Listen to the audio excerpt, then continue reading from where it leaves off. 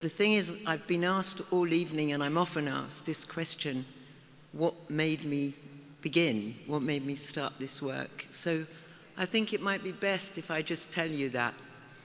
And basically, I was working as an artist in Spain, and I saw a news report on TV.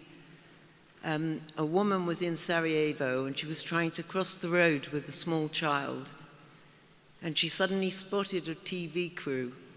And she came over to them, and she looked into the camera, and she said, "Why is no one helping us?" And her words resonated with me, and I just thought I had to do something. So I traveled to Bosnia, and I found my way to Mostar, and it was a city that was divided. Croats on one side and Bosnian Muslims on the other. And the Bosnian Muslims were living under siege. There were 60,000 people trapped there. And I was expecting to stay for a few weeks and then go home. But during that period, I managed to get permission to bring out all the injured children and their families. So I drove an ambulance across the front line, and I went to the hospital, and the first child that I saw was called Selma. She was 10 years old, and she'd been playing outside in the garden. They weren't meant to go out. They'd been living under siege for 3 months, but she convinced her little brother to go outside with her.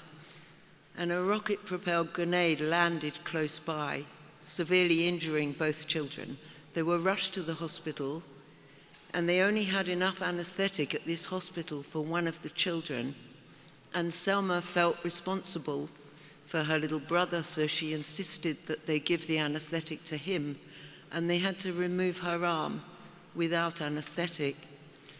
And that little girl, bringing that child and her brother and the other children to safety, made me realize that this is what I wanted to do for the rest of my life. And that little girl, Selma, she's actually sitting over there now, 32 years later.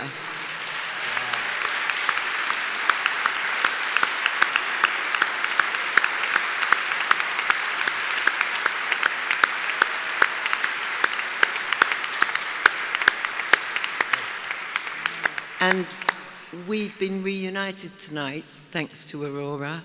And I also want to thank Aurora for giving people like me such a wonderful platform and enabling us to encourage others in this kind of work. And I don't mean dashing across front lines, but just helping, because everyone can make a difference, no matter how small. You just have to want to. Thank you.